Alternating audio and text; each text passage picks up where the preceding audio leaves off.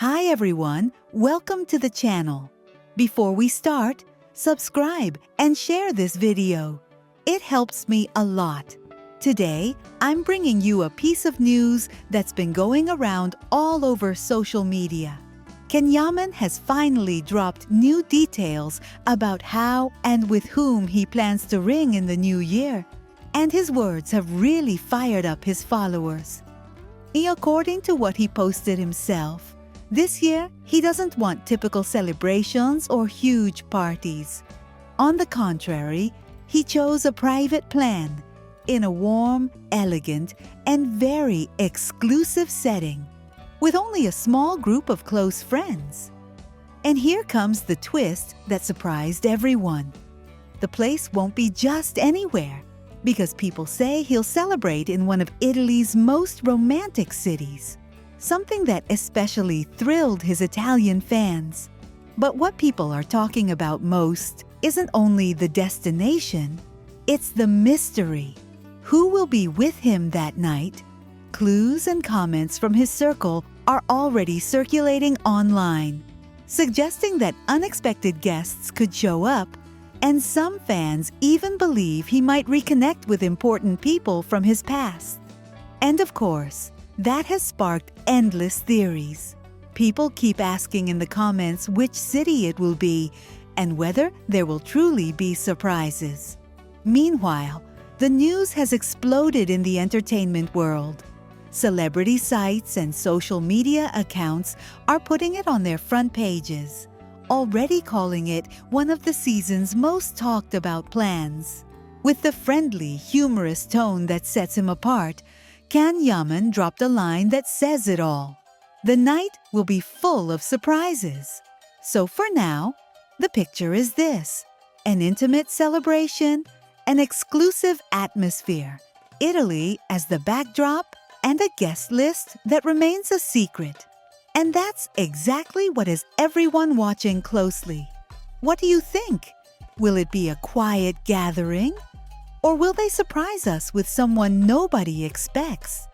When I think about the Liliana Razinovic case, the first thing that stays with me isn't the mystery itself, but a sense of emptiness.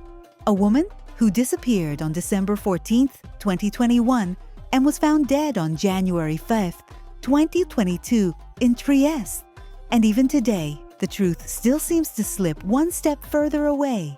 It feels like one of those cases where the more time passes, the more the story becomes loaded with expectations, reconstructions, interpretations, and the less room there is for what matters most: understanding what truly happened, with rigor, without shortcuts.